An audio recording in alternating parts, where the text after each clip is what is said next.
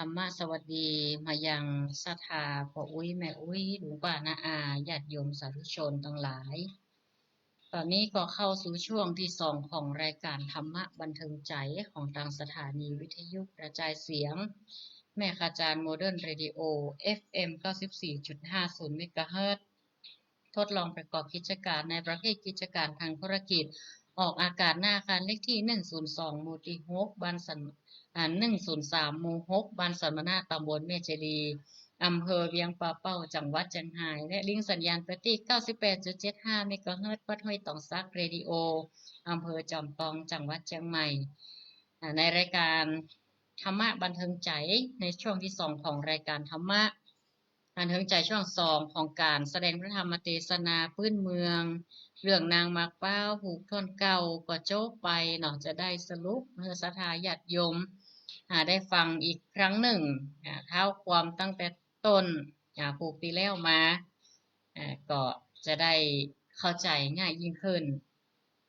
ซึ่งอาตมาภาพได้มาเทศน์วันจันทร์วันนี้ปกติจะเทศน์วันอังคารจะได้หายนะศรัทธาหลายท่านก็ยังสงสัยว่าจะได้เทศน์วันนี้ ซึ่งก็ที่เทศน์วันนี้นั่นก็คือวันพรุ่งนี้อาตมาภาพมีนัดกับหมอที่โรงยามละวันนั้นไปกรรมการแล้วไปปรากฏว่าห้องเต็มแล้วไปพอมีการระบาดของอย่างนะช่วงนี้นะไข้หวัดใหญ่เนอะพ่ออุ้ยแม่อุ้ยศรัทธาญาติโยมไปในช่วงนี้ก็ใส่แมสหน้ากากอนามัยนั่นน่ะเอาไปตีหมู่หลายหมู่หยังก็ใส่กันป้องกันกันเอาไว้อย่างบ้านเฮาบ่คงจะบ่ว่ามีระบาดนะแต่ในเมืองตังเชียงใหม่เพิ่นเป็นระบาดว่ะที่ตึกถงที่อันนั้นเพิ่นก็เลยกลับมาวัดเนี่ยก่อนอีน่ะกลับมาวัดแล้วก็อังคารนี้จะได้ไปแห่มใหม่ดีว่าหมอเพิ่นตรวจหยังแล้วหมดละแล้วก็ปิ๊กแป้มล้อมคงจะได้เจาะเลือดแล้วก็จองเลือดกำหนึ่ง นะบ่ได้เข้าตรวจละเอกก็คงจะเว้ยแหมน้อย แต่ว่าไป2 รอบเดือนนี้นะเปิ่นบ่คือพักเตือเพราะมันอันตรายจากไข้หวัดใหญ่โดยหลายอย่างหลายอันเนาะก็ปิกมาวันการแล้วก็ได้วัคซีนไข้หวัดใหญ่มาเข็มอะกะ เจ็บแขนได้วัน2 วันวะนะปวดอะละเหมือนกันนะไข้หวัดใหญ่นี่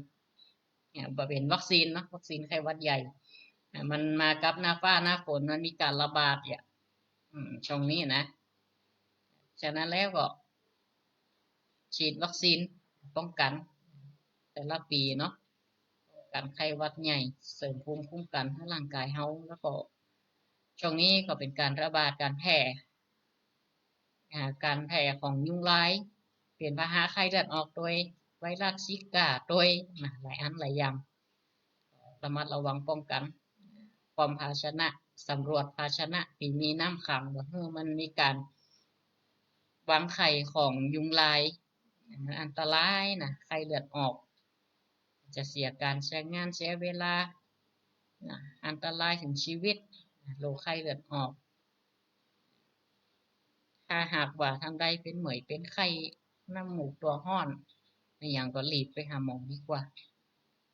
ก็อาตมาภาพก็เลยเอาทำมาเทศน์วันเนี้ย เดือนนี้ได้ไป2 รอบนะศรัทธาคนปลูกเลยกะปลูกอย่าไปก็เลยเทศน์ตอนนี้ไปก่อนโอ้แถมเรื่องหนึ่งนี่สำคัญเนอะแจ้งบอกบุญกับศรัทธาญาติโยมเฮาทุกท่านแจ้งบอกบุญกับคณะศรัทธาญาติโยมเฮาขึ้นสีขาวเฮา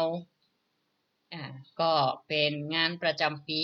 ของคณะสงฆ์อำเภอเวียงป่าเป้าร่วมกับอำเภอเวียงป่าเป้าก็ได้จัดกิจกรรมประเพณีการลอเทียนพรรษาประจำปี 2569 ที่วัดปะงิ้ววันที่23 กรกฎาคม 2569 ตรงกับวันพฤหัสบดีก็อุ้ยแม่อุ้ยเฮาญาติโยมศรัทธาปู่ป้าน้าอาละเอกละอ่อนท่านทั้งหลายไปร่วมกิจกรรมกับทางคณะสงฆ์อำเภอเวียงป่าเป้าร่วมกับอำเภอเวียงป่าเป้าได้จัดกิจกรรมประเพณีหล่อเทียนพรรษา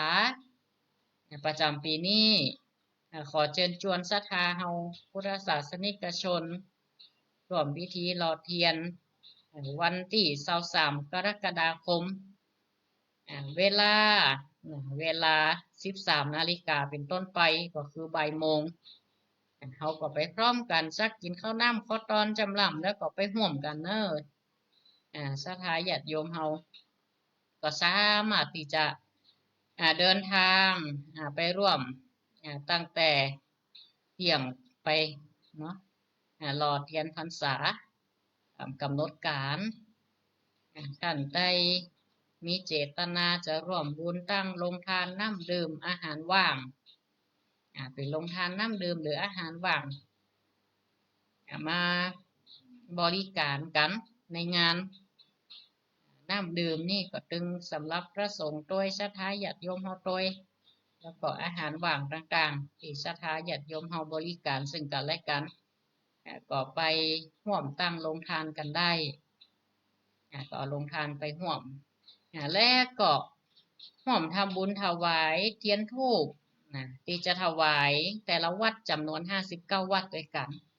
ชุดละ199 บาทเนอะ199 บาทที่วัดปะงิ้วติดต่อได้เลยที่วัดปะงิ้วเตรียมปัจจัยไปวันงานก็ได้ใครสะดวกไปก่อนก็ไปก็ได้หรือว่าแจ้งที่ท่านเจ้าอาวาสแต่ละวัดให้เปิดประสานให้ก็ได้ว่าอีแม่อีป่อหรือว่าโยมปี่โยมแม่เขา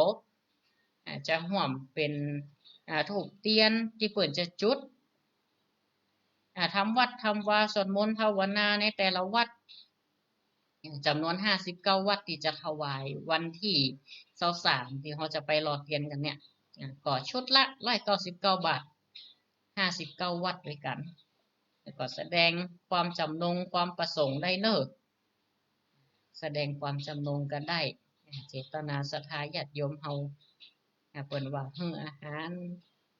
ชื่อว่าฮื้อพละกำลังฮื้อแสงสว่างเป็นการชื่อว่าฮื้อทิพยจักษุจะได้ดวงตาเห็นธรรมได้ง่าย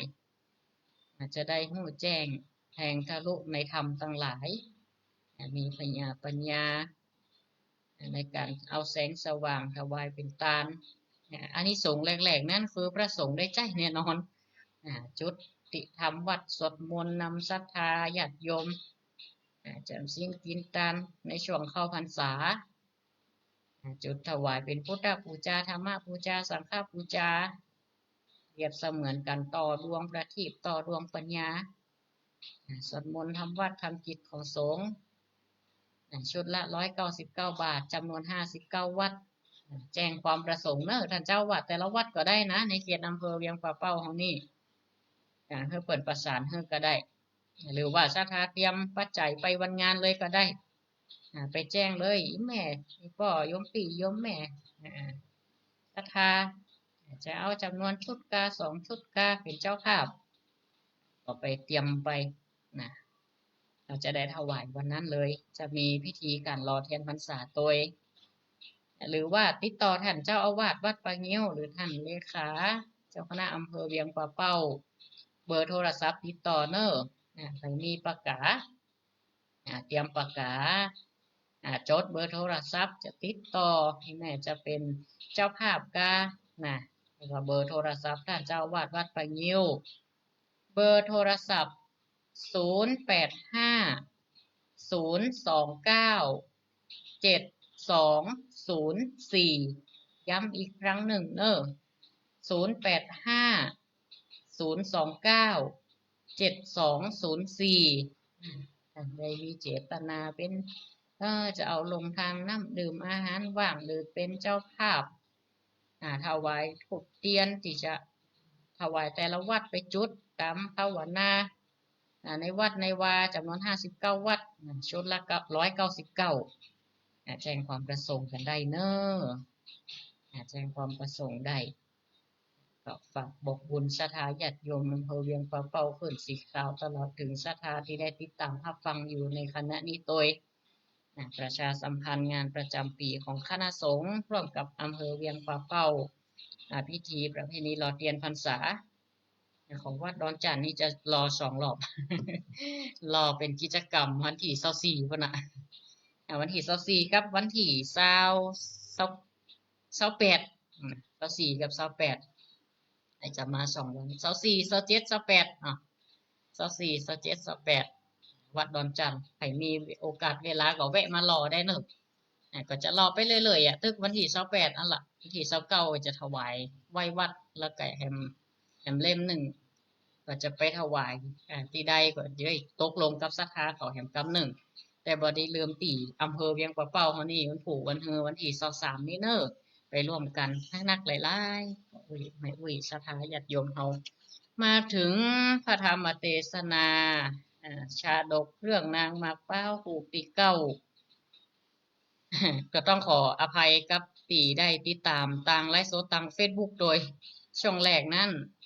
โน้ตบุ๊กมันหมุนอัปเดตรายการก็เลยบ่ได้ถ่ายทอดสดตั้งแต่ช่วงแรกอ่าแต่ถ้าท่านใดติดตามตามวิทยุนี่สบายมากนะสบายมากตามปกติแต่ถ้าติดตามทางเฟซนี่ช่วงแรกหายเพราะว่ามันอัพไปอย่างหู้นะอัพโปรแกรมอัพอย่างมันหูเวินกำลังหามาแล้วนี่ตามช่วงที่2ซึ่งลำดับพระธรรมเทศนาตั้งแต่เล่าตั้งแต่เก้ามาตอนนี้ก็เจ้าสุทัศนานั่นปู่ปีแปดนั่นก็ได้ลูกสาวนางสมะมุขีอีกอะเนาะซึ่งเป็นลูกสาวพญายักษ์ลูกสาวพญายักษ์ที่อยู่บนดอยปะพัตตาเนาะตอนนี้ก็มีเมียอีก2 คนนะป้ากันเข้าป่าเข้าดอยแล้วนะพระโพธิสัตว์นี่ต้องอยู่สร้างบำเพ็ญบารมีหรอกจะอยู่ติดโยมบ่ได้ จะต้องเดิน จะต้องสร้างกุศลจะติดสบายมันได้สังเกตพระโพธิสัตว์เวลาเกิดมานี่นะจะต้องมีอุปสรรคหรอกอุปสรรคคือปัญหาชนะปัญหาถึงจะได้เกิดปัญญาเป็นญาบารมีเปิดแต่ก็สั่งสมมาก็เหมือนกันก็อยู่ในเมืองก็รู้สึกกายเบื่อหน่ายปกครองบ้านปกครองเมืองก็เลยเอาตังเอายกน้องของนางสมามุขีอะเนาะแต่งงานกับปุโรหิตลูกของปุโรหิตปกครองบ้านเมืองแตนแล้วก็เข้าป่าไปเห็นมาถึงพระธรรมเทศนาผูกนี่เนาะสรุปสั้นๆว่าทั้ง3กษัตริย์ทั้ง3แล้วนะ3กษัตริย์คือเจ้าสุทัศนานางสามามุขีและนางนาฬิกามาเป้าก็ปากันย่างไป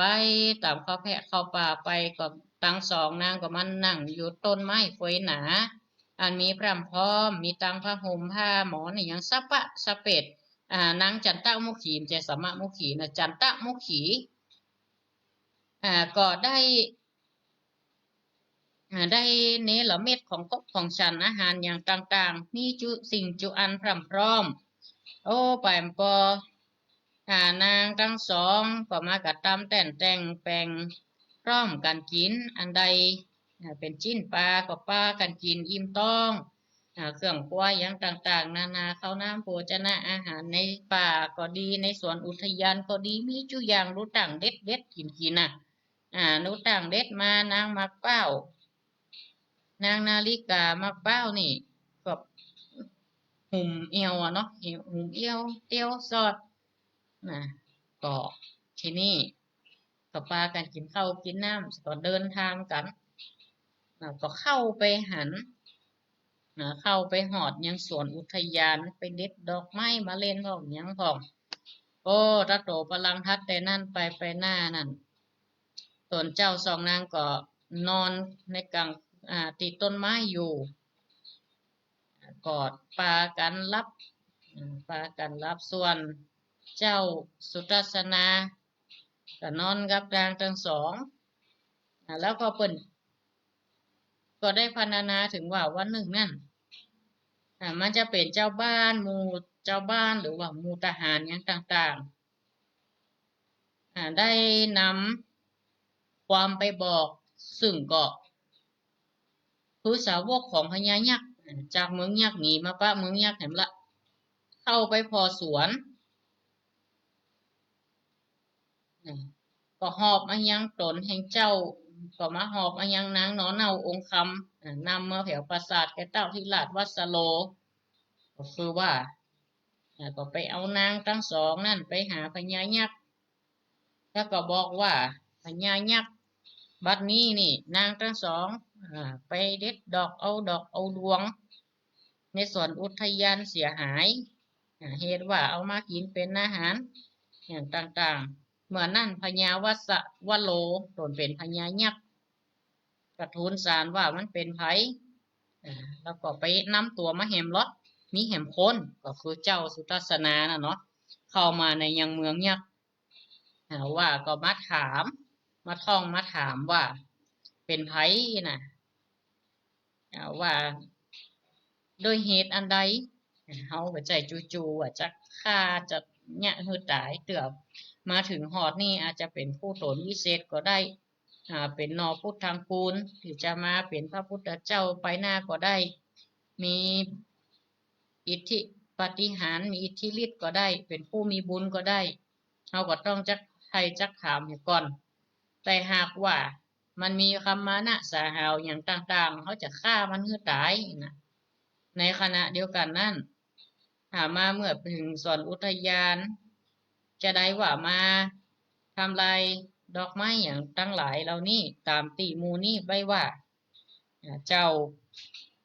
ก็ได้แจ้งแก่พญายักษ์ก็ไม่ได้ตั้งใจที่จะทำลายอย่างต่างๆมีกรรมนะสหาวแต่อย่างใดก็แล้วท่านเป็นไผอย่างใดคณะนั่นเองเจ้าสุทัศนาก็แสดงฤทธิ์ให้พอพญายักษ์พอมีเตจะฤทธีเพิ่งว่าขึ้นไปบนหุนอากาศก็ได้เกิบติบมาซุบสอดแล้วก็ยังเอาเจ้าหยอดแก้วนั่นเอามือตนหยอดแก้วเนี่ยก็คือว่าเอามือทั้งสองเนี่ยจักเอาโกงธนูขึ้นอากาศกลางหาวก็ไปยิงยังปราสาทก็เป็นว่าเป็นอันลุอันปังเอาโกงธนูแนวไปยิงหน้าผาก็เป็นอันลุอันลมไปฟาดปัดใส่ดอยผาแตกกระจัดกระจายเสียงปื้นแผ่นดินเสียงฟ้าแน่นฟ้าผ่าดังคลึบทึบหนาส่วนเจ้าก็พอตางามเอาปืนปัดใส่เสียงดังขวนของพระอินทร์ด้วยเหตุอัศจรรย์นั้นพญายักษ์ก็จึงได้หู้ว่าอันนี้บ่ใช่คนธรรมดาเนาะเป็นผู้ที่กำลังมีอิทธิฤทธีก็คือเป็นเจ้ายอดบุญน่ะเจ้าตนบุญเรืองเนี่ยผู้เป็นเจ้าหนอผู้ตังโกนมีบุญบารมีแน่นอนก็จึงเฮยั่งเนาะก็ยั่งแล้วเฮิมลงมาตั้งหลุมเสด็จลงมาขณะนั้นเองพญายักษ์ตั้งพญามูยักษ์ตั้งหลายเป็นตั้งอันตั้งอันกัวเนาะเป็นอันลาบน่ากลัวด้วยเตจะวิธีขนาดนั้นพญายักษ์ก็รัตนาเจ้าลงมายังรัตนบัลลังก์การยอมก็ขึ้นเป็นราชานะพญาเมืองยักษ์เพราะว่าพญายักษ์ได้มอบให้เจ้าสุทัศนานั่นขอปกครองบ้านเมืองทำละมายังรัตนบัลลังก์เจ้าสุทัศนาได้ยินว่าจะพญายักษ์กล่าวก็หู้ว่าพญายักษ์นี่ก็เป็นผู้ที่มีศีลมีธรรมเจ้าก็มีกรรมเรียกร้องอภิเษกว่ามีวาจาที่จะยกตนแก้วนั้นเพื่อเป็นกษัตริย์ที่นั้นพญายักษ์วัสวโลก็ยังมีลูกสาวแห่มนางหนึ่งชื่อว่านางประภาวดีเป็นยิงเป็นลูกพญายักษ์ที่มีกำลังแล้วก็เป็นสาวอายุ14อยู่นะเพิ่นว่าเป็นสาวอายุได้14 ปีปันดังดอกไม้อันตูมล่ะจากกลีบานเนี่ยเป็นอันขาวผ่องผิวใสเหมือนดุจใยเมฆเป็นดังราชหงส์คำแอนป้อนเนื้อหนังอ่อนขาวดีก็พันนายังนางยกเพื่อเป็นราชาทีวีแห่งเจ้าสุทัศนาปกครองบ้านเมืองอยู่ด้วยกันมาประมาณถึง3 คนละเมีย3แล้วนะเจ้าสุทัศนาเดียวนี่อยู่เมืองยักษ์ฮันได้ปีก็แห่ม7 เดือนก็ใครจากไปหั่นละใครจากบ้านจากเมืองไปเห็นละขออนุญาตพญายักษ์วสละโลว่า โอ้ข้าพเจ้าขออำลาจะเอาตั้งหน้าเป็นไปเพราะว่าพระโพธิสัตว์อยู่ไหนมันจึงอยู่ไม่ได้บ่เมินนี่ฮะจะต้องออกบำเพ็ญบารมีต่อนะก็จึงขออำลาแล้วก็ได้ถามเมียทั้งสามว่าเจ้าเขาจะยังไงจะอยู่ที่นี่กะจะอยู่ที่นี่ก็จะไปโดยอ้ายอีกนะถ้าจะอยู่นี่ก็ตึงบ่ได้ติดข้องหมองใจไอ้หยังอีกนะจะปิกหรือว่าจะปิกไปบ้านไปจองก็สุดแล้วแต่หรือก็กลัวจะเป็นตุ๊ก หรือว่าบ่ม่วนบางงานจะได้ถ้าจะเข้าแพะเข้าป่าไปแหมเอาตั้งหน้าเป็นไปแหมแต่นางทั้งสามตกลงปรงใจกันว่าถ้าเจ้าสุทัศนาไปทางใดก็จะขอไปโดยเพราะว่าเป็นภรรยาสามีจะละบ่ได้จะพักบ้านพักเมืองไปก็ขออนุญาตพญายักษ์วัสละโลพญายักษ์วัสละโลนี่ก็ตึ้งใครขึ้นไปติ๊กเต๊กเพราะว่าหัวทุกข์ละกรรมลำบากแต่เจ้าสุทัศนาบอกว่ามันต้องกลัวการเดินทางนี้มันง่ายค่ะพระเจ้ามีม้าตัวหนึ่งเป็นม้าปีกสามารถบินได้ห้องมันมาอาชนัยตัวนี้มีปีกจะไปทางใดห้องหามันกำเดียวมันปาไปทุกตีทุกโหนทุกแห่งนะบ่ได้ทุกได้เดินอย่างลำบากแต่ว่าหากจะไปทางใดไปด้วยดวงบนหนอากาศยวริยาตกลางหาวแม่ข้าพเจ้าจะไปก็เรียกห้องมันมีเตจ้าวิธีอีกทั้งยังมีอาวุธต่างๆที่ข้าพเจ้าได้จากเทวดาพระอินทร์เปิ่นนี้เราเม็ดตบปั่นไว้และกระท่อมกระถาที่เฮียนจากพระฤาษีมาก็ปกป้องตนตัวข้าพเจ้าและก็เมียทั้งสามได้พญายักษ์ตนปอก็ได้แจ้งแห่งลูกแก้วแห่งลูกของตัวเก่าก็หลวดเปิงใจอันก็ได้โป่งวางให้ธรรมเทศนาก็มีเพียงเท่านี้ผูกติเก่าเจ้าสุทัศนาออกจากเมืองยักษ์ไปสู่เมืองยักษ์อยู่ได้เมืองยักษ์นี่ของพญาวสารโลได้เหี่ย7 ปี1 ปีก็7 เดือนกว่าจะเดินทางละจะเป็นจะได้ต่อพร้อมกับเมียม3 คนจะเข้าแพะเข้าป่ากันต่อไปทางใดต่อก็ติดตามผูกต่อไปตอนนี้ก็จะได้เปิดสายสนทนาหน้าใหม่อู้จากับสหายญาติโยมเนอะเห็นบักกี่นาทีเนาะตอนนี้19:53 นาทีละ09634580260963458026โทรตะกี้รู้สึกว่ามีหลายสายนะโทรศัพท์เข้ามาบัดตามได้รับสักกรรมเมาสรุปทำฮือสถาได้ฟังตอนนี้โทรศัพท์เข้ามาได้เนอะโทรกันตั้งใดจากที่ไหนตอนนี้จะเปิดสายหน้าใหม่ละเจริญปอนแม่อุ้ยเงินว่าจะได้เป็นยังไงพ่องชัดเจนเนาะวังเหนือบ้านอย่างก็แม่อุ้ยเงินบ้านอย่างก็บ้านฉันต่ออืมสมัครบัตรสวัสดิการทานก็โอ้รวยแล้วกะอันไปรวยอย่างต้องรวยแล้วกะเปิ่นมือนี่แต่ระบบมันยุ่งเนาะ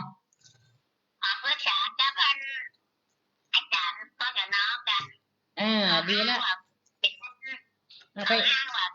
ไปอุทธรณ์อย่างก็แม่เขาอ้างว่าแม่เป็นนักศึกษาในภาษากับอาจารย์ก็จะน้องจ้ะยื่นอุทธรณ์ได้ยกอ่ะน้องอา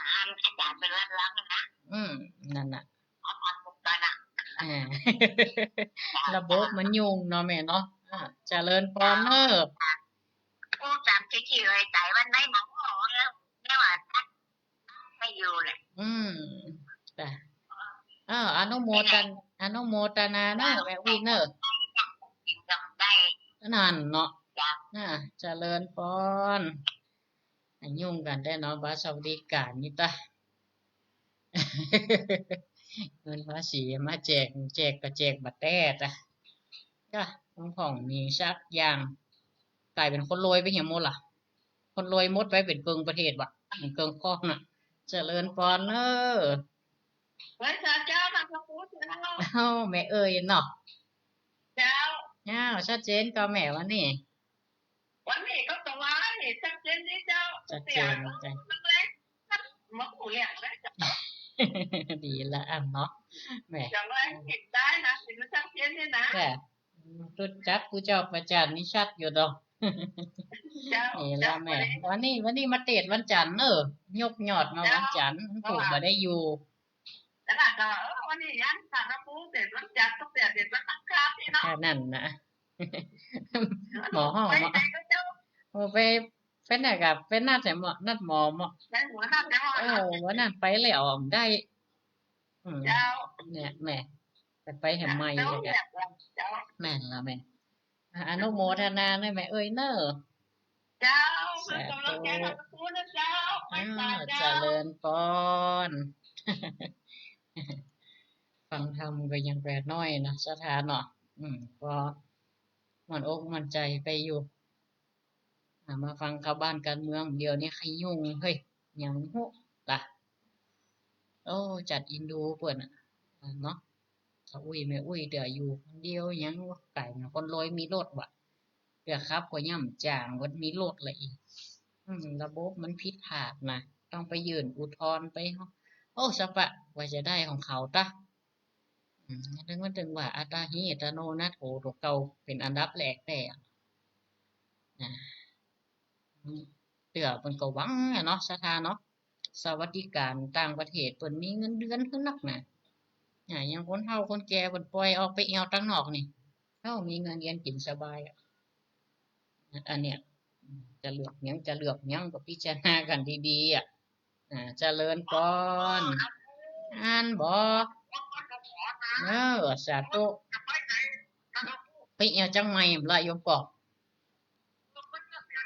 เออไปนัดหมอแม่นละก็เลยแจ้งเน้นลักไงมันไก่หันก้าคนนัดมันนัดเจียน่ะยุ่งอันใดก็ดีอันใดนะบอก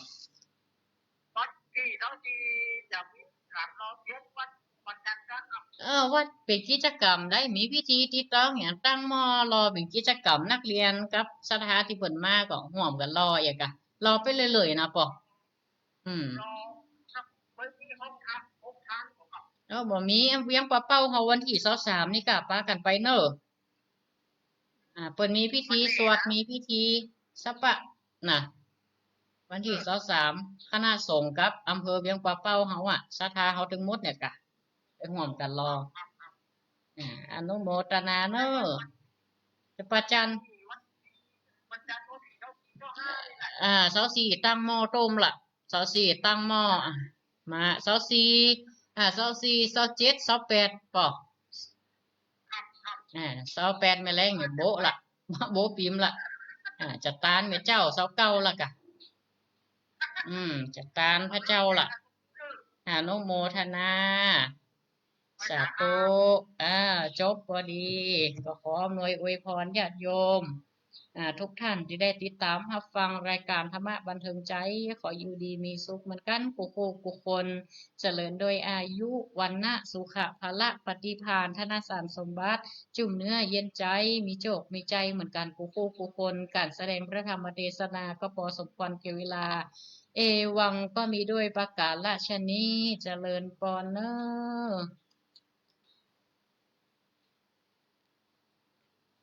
สำหรับศรัทธาญาติโยมประชาสัมพันธ์อีกครั้งหนึ่งที่ได้ติดตามรับฟังรายการธรรมะบันเทิงใจต่างไลฟ์สดต่างเฟซบุ๊กอยู่ณขณะนี้ก็รวดขอประชาสัมพันธ์อีกครั้งหนึ่งคณะสงฆ์อำเภอเวียงป่าเป้าร่วมกับอำเภอเวียงป่าเป้าขอเชิญร่วมงานประเพณีหล่อเทียนพรรษาประจำปีเนี่ย 2569 ที่วัดไปงิ้วเนาะวันที่23กรกฎาคมตั้งแต่เวลาเที่ยงเป็นต้นไปนะเขาก็เดินทางสักเที่ยงกินข้าวน้ำข้าวตอนแล้วก็ไปร่วมกันเนาะพิธีก็จะเริ่มตั้งแต่เวลา 13 นาฬิกาหรือบ่ายโมงบ่ายโมงก็แจ้งประชาสัมพันธ์ร่วมตั้งโรงทานน้ำดื่มแล้วก็อาหารว่างน้ำดื่มก็เป็นน้ำดื่มน้ำกินน้ำปานะนี่กะเนาะอาหารว่างบริการศรัทธาญาติโยมเฮาหรือว่าท่านใดมีเจตนาเปิดให้ร่วมบุญถวายเทียนธูปที่จะถวายแต่ละวัดเพื่อจุดท ำวัดสวดมนต์แต่ละวัดซึ่งวัดในอำเภอเวียงปะเป้าของเรา59 วัด59 วัดหรือว่าชุดละ199 บาทติดต่อติดต่อรับร่วมเป็นเจ้าภาพที่ท่านเจ้าวาดวัดปะงิ้วเบอร์โทรศัพท์0850297204หรือไปโดยศรัทธาที่วัดปะงิ้วเลยก็ได้ที่วันงานก็ได้เนาะไปแจ้งความประสงค์หรือวัดใกล้บ้านศรัทธา ศรัทธาจะเป็นศรัทธาวัดไหนไปหาท่านเจ้าวาดให้เปิ่นประสานเนาะก็ได้สำหรับวัดดอนจันทร์เป็นนี่ถ้าหากว่าศรัทธาผ่านไปผ่านมาหรือว่าจะมาห่วมรอเตียนห่วมบุญกัน ก็จะตั้งหม้อเริ่มตั้งแต่วันที่24เพราะว่าไม่ง่ายนะเทศบาลก็จะมาเนาะแล้วก็เม็ดตอนเอา4 เม็ดตอนนี่24 เม็ดตอนก่อนนักเรียนก็จะมาแล้วก็วันที่27ก่อนนักเรียนแหมหมู่นักเรียนหมู่หยังศรัทธาที่เปิ่นมาห่วมถวายเตียนเป็นคณะก็จะได้ห่วมรอตัวเป็นกิจกรรมตัวแล้วก็วันสุดท้ายวันปิดจอบก็คือวันที่28วันละวันที่28นี่วันเป็นวันอันนี้กะเฉลิมพระชนมพรรษารัชกาลที่10เฮานี่กะจะได้เปิดให้ศรัทธาแล้วก็เขาจะแกะพิมพ์ถวายไว้ที่วัดจุดตามส่องพระเจ้าวันเข้าพรรษาพอดีเลยที่วัดเฮาเล่มหนึ่งแล้วก็หรือกู้หนึ่งกู้แล้วก็ที่เหลือก็จะไปถวายที่อื่นก็จะจนศรัทธาเขาไปถวายอยู่เนาะแล้วก็ขอประชาสัมพันธ์ไว้เพียงเท่านี้เนอะก็ขอเจริญพรทุกท่านที่ได้ติดตามรายการธรรมะบันเทิงใจมาโดยตลอดก็ขอกดไลค์กดแชร์ ส่งต่อกันโดยผิดพลาดประการใดก็ต้องขอสุมาอภัยณโอกาสนี้เจริญพร